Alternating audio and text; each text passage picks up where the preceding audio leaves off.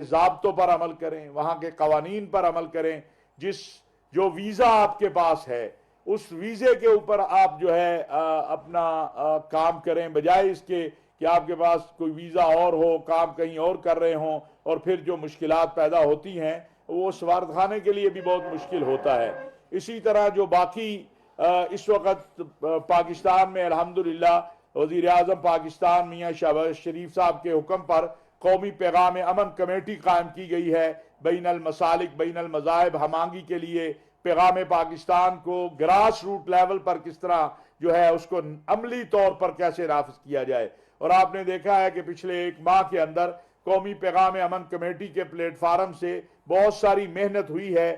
تمام مکاتب فکر کے علماء، مشائخ، اور پہلی بار اس کمیٹی میں جو ہماری غیر مسلم برادری ہے اس کو بھی شامل کیا گیا ہے. ہمارے جو یہاں پر غیر مسلم بھائی ہیں، مسیحی ہیں، ہندو ہیں، سکھ ہیں، اور جو ہماری اقلیتیں پاکستان کے آئین، قانون اور دستور کے مطابق، تو ان کو ہم نے ساتھ لیا ہے کہ آئیے ساتھ مل کر اس پاکستان کو امن کا گہوارہ بنائیں.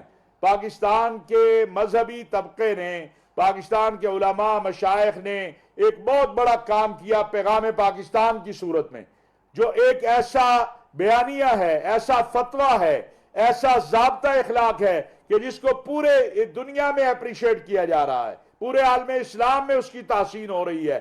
تو ہمیں اس کو پاکستان کے اندر نافذ کرنا ہے اپنی زندگیوں میں، اپنے معمولات میں، محراب و منبر سے لے کر عام آدمی کی زندگی تک. اور اس کا سب سے بڑا نقطہ وہ یہ ہے کہ امن کے ساتھ رہیں اور دوسروں کو بھی امن کے ساتھ رہنے دیں. اپنے مسلک کو چھوڑے نہیں، دوسرے کے مسلک کو چھیڑے نہیں. اسی طرح جب ہم امن کی بات کرتے ہیں تو ہم دعوت دیتے ہیں امن کی اپنے خیبر پختونخوا کے بھائیوں کو، اپنے بلوچستان کے بھائیوں کو، کہ آئیں مل کر جو انتہا پسندی ہے، دہشت گردی ہے، فرقہ وارانہ تشدد ہے، یہ فتنہ خوارج ہے، فتنہ ہندوستان ہے، ان کے ساتھ مل کر پاکستان کو ہم نے مضبوط اور مستحکم بنانا ہے، اور پاکستان کو لے کے ہم نے آگے بڑھنا ہے. پاکستان الحمدللہ دفاعی اعتبار سے دنیا نے دیکھ لیا کہ مئی میں اللہ رب العزت نے جو ہمیں فاتح بنایا ہے، اب اس کے ثمرات جو ہیں وہ ہم نے سمیٹنے ہیں پاکستان کو معاشی طور پر مضبوط بنانے کے لیے. اور ہم یہ چاہتے ہیں کہ پاکستان جس طرح افغانستان کے لیے امن کی خواہش رکھتا ہے، افغانستان کے امن کو پاکستان کا امن سمجھتا ہے، افغانستان میں بیٹھے ہوئے لوگ بھی پاکستان کے امن کو افغانستان کا امن سمجھے. لیکن بدقسمتی کی بات یہ ہے کہ ابھی آپ نے دیکھا جو ڈیرہ اسماعیل خان کے اندر خودکش حملہ شادی پر ہوا. یعنی یہ تو ہماری روایات جو ہیں، قبائلی روایات بھی جو ہے، اور ہمارے جو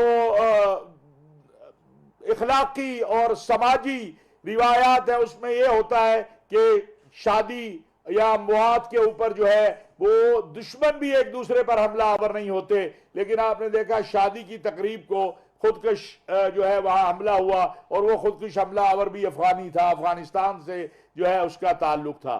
تو ہم کس طرح مان لیں کہ افغانستان سے پاکستان کے اندر دہشت گردی نہیں ہو رہی ہے؟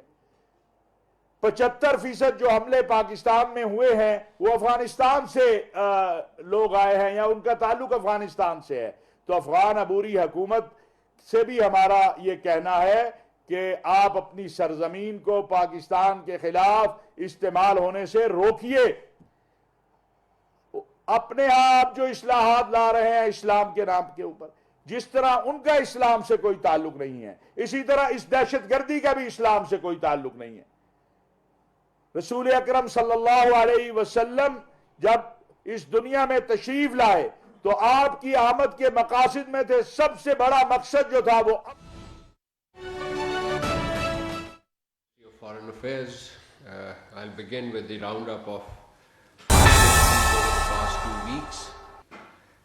As you know, this week the Prime Minister of Pakistan has